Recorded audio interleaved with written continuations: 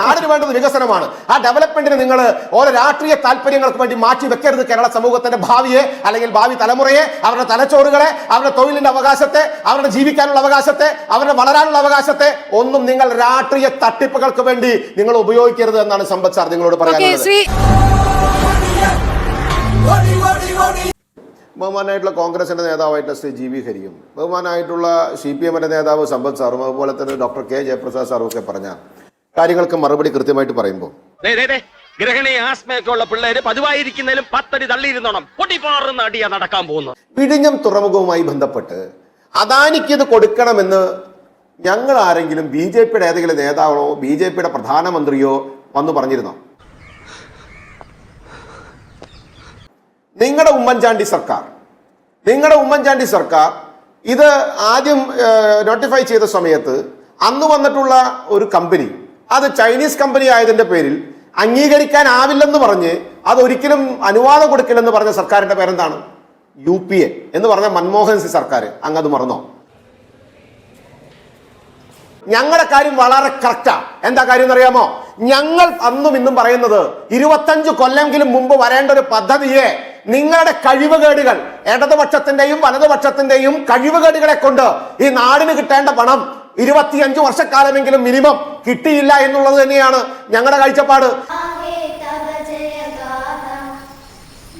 അങ്ങയുടെ സർക്കാർ കൃത്യമായിട്ട് അതിനകത്ത് പറഞ്ഞ കാര്യങ്ങളിൽ ഇതേ അദാനി ഗ്രൂപ്പിന് അതിന്റെ ഇത്ര വർഷം കഴിയുന്ന സമയത്ത് പുതിയ ഇൻവെസ്റ്റ്മെന്റ് കൊണ്ടുവരുന്നതിന് വേണ്ടിയുള്ള ഉപാധികൾ കൃത്യമായി വെച്ചുകൊടുത്ത ആ വ്യക്തിയുടെ പേരാണ് പിണറായി വിജയൻ.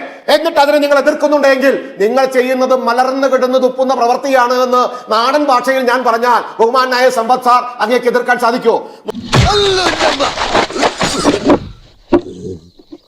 1000 കപ്പലുകൾ ഇപ്പൊ വന്നു കഴിഞ്ഞുവെങ്കിൽ അതിന്റെ 3-4 ഇരട്ടി വരേണ്ട രീതിയിലേക്ക് ഈ നാടിനെ ഡെവലപ്പ് ചെയ്യേണ്ട ഒരു വികസന കാഴ്ചപ്പാടാണ് കൊണ്ടുവരുന്നത് എന്ന് പറഞ്ഞ ഫോറിൻ ഇൻവെസ്റ്റ്മെന്റ്, വിദേശ ഇൻവെസ്റ്റ്മെന്റ് വന്നെങ്കിലേ നാടിന്റെ വികസനം നടപ്പിലാകുമെങ്കിൽ അതിൽ നിങ്ങൾ കാണിക്കുന്ന രാഷ്ട്രീയ നാടകങ്ങൾക്ക് അടിമപ്പെടാനുള്ളതല്ല കേരളത്തിലെ വളർന്നു വരുന്ന യുവതലമുറയുടെ മനസ്സ്. 20 വർഷക്കാലം എന്തിനായിരുന്നു ഇതേ അദാനിക്ക് ഇടതുപക്ഷ സർക്കാർ വീണ്ടും ചർച്ച ചെയ്ത് ആ കരാറിനകത്ത് കൂട്ടിക്കൊടുത്തത് എന്നുള്ളത് ആ കരാർ കൃത്യമായി പഠിച്ചു നോക്കിയാൽ സമ്പത്ത് സാർ അങ്ങേക്ക് മനസ്സിലാകും.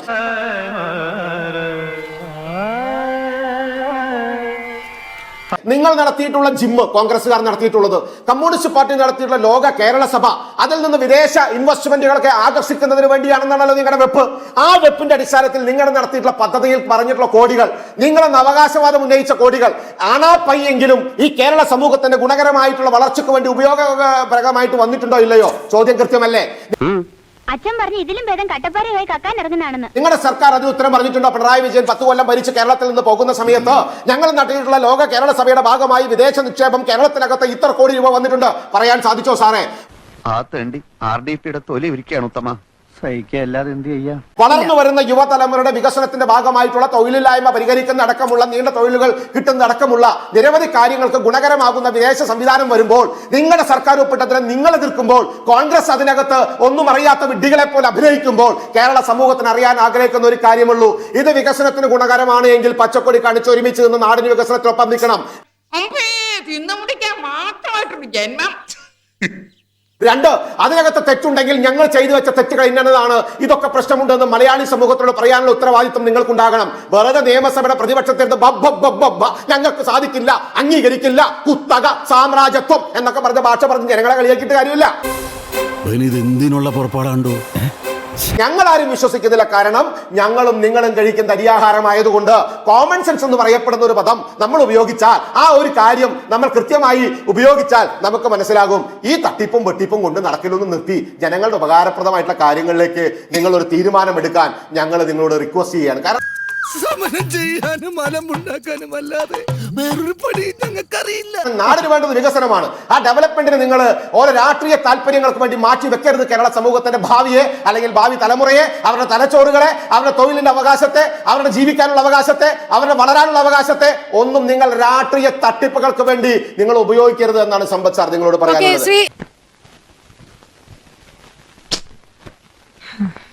എനിക്ക് ഇനി തന്നില്ലെങ്കിലും കുഴപ്പമില്ല, ഒരു കാര്യം പറയാം. അതായത് ശ്രീ ഹരി സാർ അങ്ങ് ഒരു കാര്യം പറഞ്ഞു, അങ്ങ് ബാലരാമപുരത്തിന്റെ അവിടുത്തെ കല്ല് അല്പമൊന്ന് മാറ്റിവെക്കാൻ സാധിച്ചില്ല, ബാലരാമപുരത്തിന്റെ അവിടുത്തെ കല്ല് അല്പമൊന്ന് മാറ്റിവെക്കാൻ സാധിച്ചില്ല എന്ന് അങ്ങ് കുറ്റപ്പെടുത്തി. സാറേ, 1972 തുടങ്ങി വെച്ച കൊല്ലം ബൈപ്പാസിന്റെ പ്രവർത്തനം ആരംഭിച്ചത് തുടങ്ങി വെച്ചാണല്ലോ, അത് തീർത്തതാരാ? ഞങ്ങൾ വരേണ്ടി വന്നില്ലേ സാറേ? അപ്പൊ നിങ്ങൾ 1972 മുതൽ 2019 തുടക്കം കുറിച്ചു. പിന്നീട് അത് തീർത്ത് കഴിഞ്ഞ തവണ പ്രധാനമന്ത്രി അത് നാടിന് തുറന്നു കൊടുക്കുന്ന സമയം വരെ നിങ്ങളുടെ സർക്കാരുകൾ ഒരുപാട് കയറി ഇറങ്ങി. എന്തേ കൊല്ലം ബൈപ്പാസിനകത്ത് തീരുമാനം ഉണ്ടാകാഞ്ഞ്? ഇൻഫ്രാസ്ട്രക്ചർ ഡെവലപ്മെന്റ് കേരളത്തിന്റെ വികസനത്തിന് ആവശ്യമാണെന്നുള്ള ബോധ്യം ഇന്ന് വന്നത് എന്തേ? നിങ്ങളുടെ ഉമ്മൻചാണ്ടിക്ക് വരാഞ്ഞ്, എന്തേ കരുണാകരന് വരാഞ്ഞ്, എന്തേ AK ആന്റണിക്ക് വരാഞ്ഞ്, എന്തേ അതിന് മുന്നേ സർക്കാരിന് വരാഞ്ഞ്, എന്തേ ഇടതുപക്ഷത്തിന്റെ സർക്കാരിന് വരാതെ? രണ്ടാളുകളും കൂടി ചക്കുളത്തിൽ പോലും നടത്തി നാടിന്റെ വികസനത്തിനെ തുരങ്കം വെച്ചിട്ട് അതിനെ ഇന്ന് ന്യായീകരിക്കുന്നതിൽ എന്താ അർത്ഥമാണ്? ഇങ്ങനെ മിണ്ടാൻ പറ്റാതെ നിൽക്കുന്നതിന് ഞങ്ങളുടെ നാട്ടിൽ എന്താ പറയാന്നറിയോ? അണ്ണാക്കിലെ പിരിവെട്ടി. അല്ല, ഇടതുപക്ഷത്തിന്റെ ഒരു നിലപാട് നിങ്ങൾ മനസ്സിലാക്കണം. അവർ അധികാരത്തിൽ വന്നപ്പോ എനിക്ക് സമ്പത്ത് സാർ പറഞ്ഞൊരു കാര്യം, ഗെയിൽ പൈപ്പ് ലൈനിനെ നിങ്ങൾ എതിർക്കുന്നു. ആരാ പറഞ്ഞേ? സമ്പത്ത് സാർ. സാറേ, പറയുന്ന നിനക്കില്ലേലും കേൾക്കുന്ന എനിക്കില്ലടാ ഒരു ചളുപ്പ്. ഗെയിൽ പൈപ്പ് ലൈനിനെ നിങ്ങൾ പ്രതിപക്ഷത്തിരിക്കുന്ന സമയത്ത് എതിർക്കുകയും അത് എന്ത് ബോംബാന്ന് പറഞ്ഞ് ആ സംഭവമാണെന്ന് പറഞ്ഞ് നിങ്ങൾ അധികാരത്തിൽ കയറിയപ്പോൾ ഗെയിൽ പൈപ്പ് ലൈൻ പരിശുദ്ധമായി. അദാനി നിങ്ങൾ അധികാരത്തിലിരിക്കുമ്പോൾ പരിശുദ്ധവും. ഇനി നിങ്ങൾ അധികാരത്തിൽ പോയി കഴിഞ്ഞാൽ അത് സാമ്രാജ്യത്വ മറ്റേ എന്താ കുറെ പേര് എനിക്ക് പറയാൻ പറ്റില്ല. ഞാൻ വളരെ ലളിതമായ കാര്യത്തിൽ പറഞ്ഞിട്ടെ, ജനങ്ങൾക്ക് ഉപകാരമുള്ള കാര്യത്തിന് ഈ ഒട്ടക്ക് വെച്ചിട്ട് നിങ്ങൾക്ക് എന്തോ ഉപകാരം? മനസ്സിലായില്ല. ഇന്ത്യ മഹാരാജ്യത്തെ എല്ലാ സംസ്ഥാനങ്ങളും എടുത്ത് പുറത്തേക്ക് എറിഞ്ഞില്ലേ സാറേ ഇടതുപക്ഷ ആശയങ്ങൾ? ഈ കേരളത്തിലും ആർക്കും വേണ്ടാതെയായില്ലേ സാറേ? ഇനി ഇതിന് ഈ മുടക്ക് വെച്ച് എങ്ങോട്ടാണ് നിങ്ങൾ ഈ പോകുന്നത്? പോയി ചത്തുടടാ. ഒരു ഭരണാധികാരി എന്ന് പറഞ്ഞാൽ ഒരു ഭരണാധികാരി 50 വർഷങ്ങൾക്ക് അപ്പുറത്ത് ദീർഘവീക്ഷണമുള്ള ഭരണാധികാരികളായിരിക്കണം. അവരാണ് ലീഡേഴ്സ്, അവരാണ് ഭരണാധികാരികൾ. 50 വർഷത്തിനപ്പുറത്ത് കണ്ടുകൊണ്ട് ഇന്നത്തെ തലമുറയ്ക്ക് അല്ലെങ്കിൽ ഇന്നത്തെ പ്രവൃത്തി ചെയ്യുമ്പോഴാണ് ഭാവി തലമുറയ്ക്ക് കൂടി പ്രയാസങ്ങളില്ലാതെ വരികയുള്ളൂ. അതൊന്നും എനിക്കറിയാൻ മേല.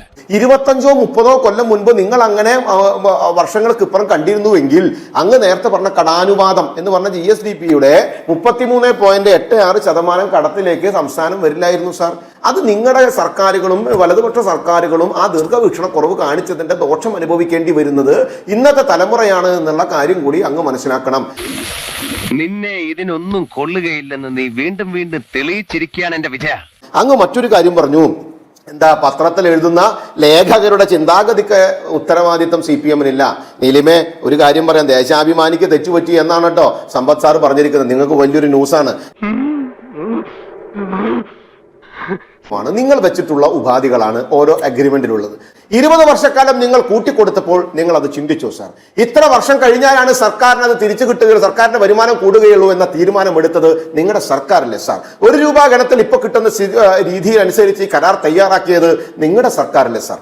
ആ സർക്കാർ ഇതൊക്കെ ചെയ്തു വെച്ച് അതൊക്കെ ഒപ്പിട്ട് അദ്ദേഹത്തിന് കയ്യുമടിച്ച് ആ കമ്പനിക്ക് വേണ്ടി തയ്യാറായി അത് ഞങ്ങളുടെ നേട്ടവും മേന്മയുമായി പൊതുസമൂഹത്തിന് മുമ്പിൽ അവതരിപ്പിച്ചിട്ട് ഇന്ന് അത് ആ കരാർ പ്രകാരം അവർ അവരുടെ ഷെയർ മറ്റൊരു കമ്പനിക്ക് വിൽക്കുന്ന സമയത്ത് എന്തിനാണ് സാർ നിങ്ങൾ അതിനെ എതിർക്കുന്നത്? നല്ലോണം കിട്ടിയോ? സാമാന്യം ഭേദപ്പെട്ട രീതിയിൽ. അനിയാ പോട്ടെ, അമ്പിമനെ പോട്ടറാ. സാറേ ഒന്നും വിചാരിക്കില്ലേ മക്കളെ, മാമനോടൊന്നും തോന്നല്ലേ?